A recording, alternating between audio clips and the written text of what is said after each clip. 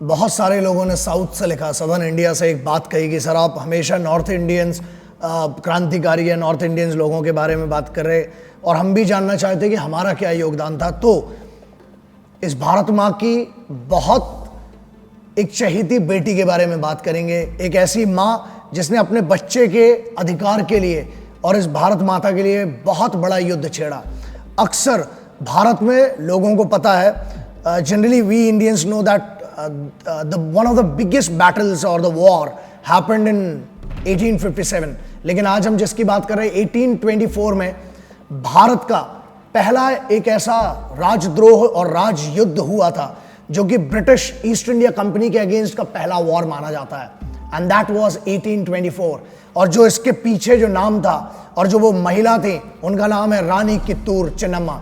रानी चेन्नम्मा जो कि कित्तूर की रानी थी, बहुत एक शानदार कहानी है। उनने अपने बच्चे के अधिकार के लिए, पहले तो अपने मिट्टी के लिए और अपने बच्चे के अधिकार के लिए पूरी ब्रिटानिया हुकूमत, पूरी ब्रिटिश ईस्ट इंडिया कंपनी और पूरी ब्रिटिश जो उस समय एक पूरा तंत्र था उनसे वो अकेली एक महिला लड़ी।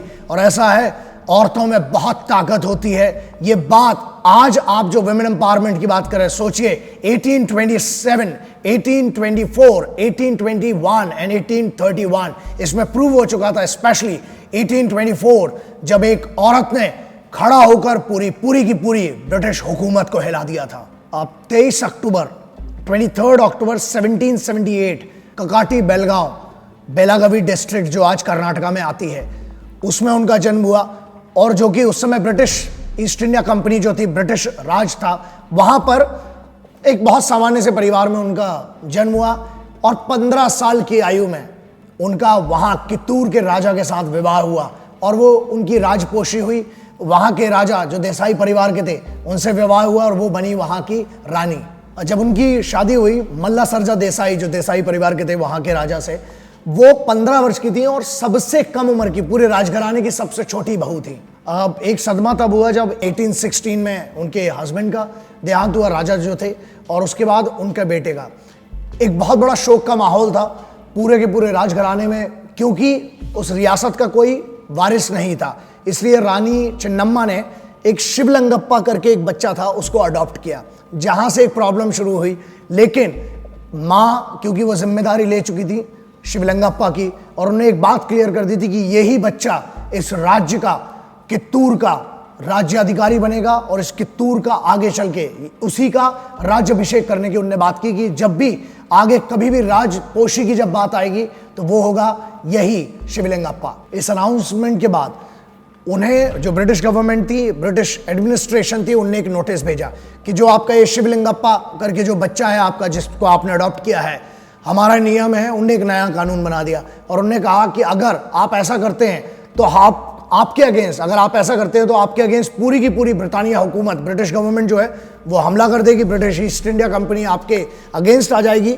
और मेन ये था कि अब ऑप्शन नहीं बचा था, क्योंकि एक माँ ने जिम्मेदारी ले ली थी दो चीज़ों की, पहला भारत माता के सम्मान की और दूसरा वो बच्चा जो उनने अडॉप्ट किया था। ब्रिटिश गवर्नमेंट की तरफ से एक नोटिस था और उसमें क्लियर था कि आपका जो भी सोना चांदी, जो भी आपकी जायदाद है, या जो भी आपके पास जितना भी हीरे जवाहरात जो भी है वो आप भेजें। सबसे बड़ी बात यह है, लोग जो भारत को गरीब कहते हैं, सोचते हैं कि भारत एक गरीब राष्ट्र था या है, उनको सिर्फ एक बहुत अच्छा मैसेज देना है।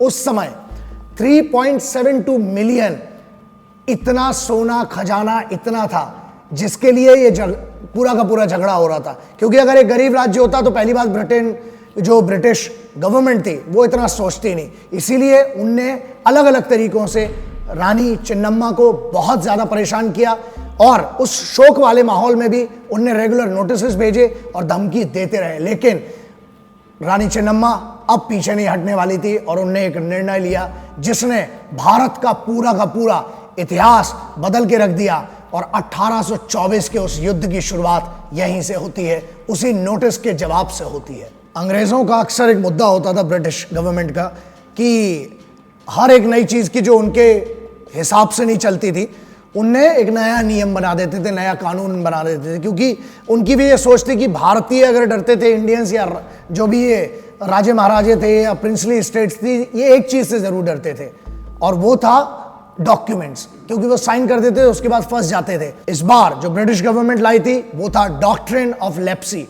इसके मुताबिक बहुत सिंपल था, इसके मुताबिक कि हम आपको बाउंड करते हैं, मतलब कोई भी राजघराना हो, राज परिवार हो, उसको एक चीज के लिए बाउंड किया जाता था कि आपका खुद का उत्तराधिकारी होगा, मतलब आपका खुद का जो आपसे जनना हुआ होगा, और direct your basically your own kids और your own children would only be liable to access that property और टू एक्सेस द राइट्स, या उसको होल्ड करने के लिए।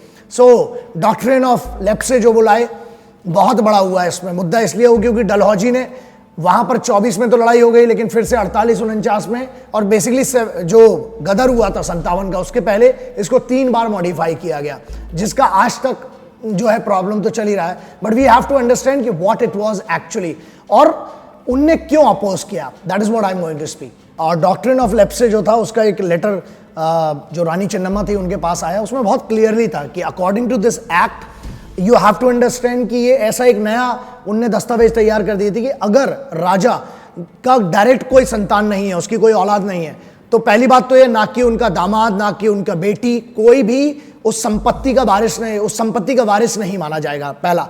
दूसरा यह था कि जो भी आपकी संपत्ति है, राजघराना है, आपके घोड़े, अनाज, जो भी है, मतलब पूरी संपत्ति आपको सरेंडर करना पड़ेगी ब्रिटिश गवर्नमेंट को। और यहीं से रानी कित्तूर चेन्नम्मा जो थी, जो रानी चेन्नम्मा थी, उनने विरोध किया और इस पत्र का जवाब दिया। 17 मार्च 1824 को ये पत्र आया, उनने उसका जवाब जो था वो 19 तारीख को दिया, और ये लिखा 1924 में 1824 में उनने जवाब दिया, और उन्होंने कहा कि हमारे अभी शोक का माहौल है, हमें थोड़ा वक्त चाहिए। लेकिन ब्रिटानिया हुकूमत, ब्रिटिश गवर्नमेंट नहीं मानी और उनने सीधे हमले की प्लानिंग करी।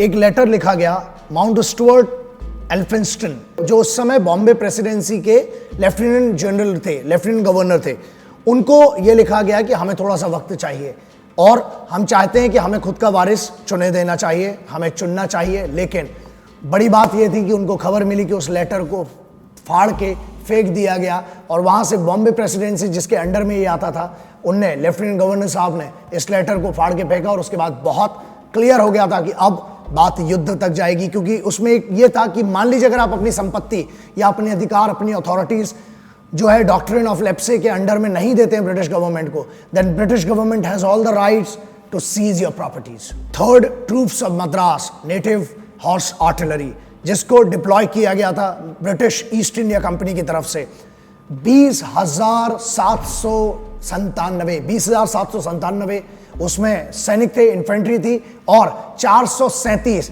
तोप इसके साथ भेजा गया था। क्यों? क्योंकि वहां पर पहले भी जो कहा, इतना अमीर एक हमारा, एक सोचिए एक स्टेट इतनी अमीर थी तो भारत कितना बड़ा, कितनी बड़ी सोने की खान थी, इसीलिए सोने की चिड़िया कहा जाता था। तो रानी चेन्नम्मा ने जब देखा कि वहां से फौजें बढ़ी हैं, दो ही ऑप्शन थे, या तो सरेंडर करना अपनी पूरी रियासत को, अपने सम्मान को, अपने अधिकार को, अपने बच्चे को उनके हवाले करना, या इस मिट्टी के लिए, अपनी रियासत के लिए, क्योंकि कोई लड़ने वाला नहीं था। उन्होंने निर्णय लिया कि अब सामने की लड़ाई होगी, and she became the general of the army. आप सोचिए, एक रानी थी, एज भी ज्यादा थी, लेकिन वहां पर उन्होंने निर्णय लिया इनके अगेंस्ट खड़े होने का, और ब्रिटिश ईस्ट इंडिया कंपनी के खिलाफ 20,000 से ज्यादा, जो 21,000 के लगभग लोग थे उनके खिलाफ, और 500 लगभग तोपों के खिलाफ अकेली भी औरत, वो महिला थी, वो एक ऐसी योद्धा थी, रानी चेन्नम्मा, जिसे रानी कित्तूर चेन्नम्मा के नाम से जानते, खड़ी हुई, और अब शुरू हुई लड़ाई, युद्ध, पहला भारत का वो युद्ध जो अंग्रेजी हुकूमत की पूरी जड़ों को अब हिलाने वाला था। अक्टूबर 1824 एक बड़ा इसलिए भी था, अंग्रेजों के लिए तो बहुत ज्यादा बड़ा था, क्योंकि उनने कभी सोचा नहीं था, अंग्रेजों की कमर 3 टुकड़े में तोड़ दी थी, क्योंकि उनके एक पॉलिटिकल एजेंट और कलेक्टर थे सेंट जॉन ठाकरे, उनका उस समय खात्मा हो गया था इस युद्ध में, उस अक्टूबर में। इसका श्रेय जाता है अमातुर बल्लप्पा, जो कि उस समय रानी चेन्नम्मा के लेफ्टिनेंट थे। और एक इतना बड़ा हादसा हुआ था कि 2 बड़े बड़े ऑफिसर्स को, जो कि ब्रिटिश गवर्नमेंट के ऑफिशियल्स थे, ईस्ट इंडिया कंपनी के ऑफिसर्स थे, उनको भी बंधक बना लिया था। सर वॉल्टर और मिस्टर स्टीवसन, ये 2 बंदे थे जो उनके बहुत सीनियर ऑफिशियल थे, इनको पकड़ लिया गया था। लेकिन प्रॉब्लम यह है कि जो लोग बात करते हैं ना, बहुत ताकत थी, ताकत नहीं थे, कायर थे। जब हमारी एक महिला, जब एक रानी उस रानी चिन्नम्मा के सामने हाथ जोड़कर घुटनों पर आकर रोए थे ये दोनों गोरे। बट क्या करें, दिल तो हिंदुस्तानी है, तो उनने छोड़ दिया उन्हें। लेकिन शर्त ये थी कि जाओ और चैपलिन को, तुम्हारे चीफ को, चैपलिन को एक संदेशा देना कि अब युद्ध रोक दो क्योंकि तुम लोग हार चुके हो। एक नहीं, ये तीसरा हमला था, तीसरी बार हारे थे इन लोग। उसी 1824 में 3 बार हरा चुकी थी एक औरत और उनकी आर्मी, क्योंकि वो ऐसी बात थी, बहुत बड़े गर्व की बात थी। लेकिन फिर धोखा हुआ, इनने फिर दगाबाजी की और उसके बाद 400% अपनी ताकत को इकट्ठा करके 7 राज्यों की सेना और British east India company, southern command, northern command, western command, तीनों को मिला के 400 गुना ताकत बढ़ा के इकट्ठा हमला किया। और यह हमला नुकसानदायक था, लेकिन इस हमले के पहले 3 बार हराया था और बड़े बड़े गोरों को घुटने पर लाया था। उसका नाम था रानी कित्तूर चेन्नम्मा। संगोली रमैयप्पा और सिद्धप्पा, ये 2 ऐसे बंदे थे जो इनके लेफ्टिनेंट थे। इनकी ताकत के साथ जब 400% 400% पावर के साथ पूरी कंपनीज ने मिलकर जब हमला किया, एक बड़ी अच्छी बात थी, उसके बाद भी रानी चेन्नम्मा लड़ती रही आखिरी तक। 40 लोगों को उनको सरेंडर कराने के लिए पास आना पड़ा, नहीं करवा पाए। लड़ती रही, घायल हो चुकी थी क्योंकि 13 दिन तक ये लड़ाई चलती रही। लेकिन उसके बाद मां वहीं पर हारी जिसके लिए लड़ रही थी, वही शिवलिंगप्पा बच्चा, उसके सिर पर तलवार रख दी एक गोरे ने और वहां पर इन्हें सरेंडर करना पड़ा। 21 फरवरी 1829 बिलोंगल किले, बिलोंगल का जो किला था उसमें इनको बंदी बनाकर रखा गया था। बड़ी बात क्या है वो समझने वाली है।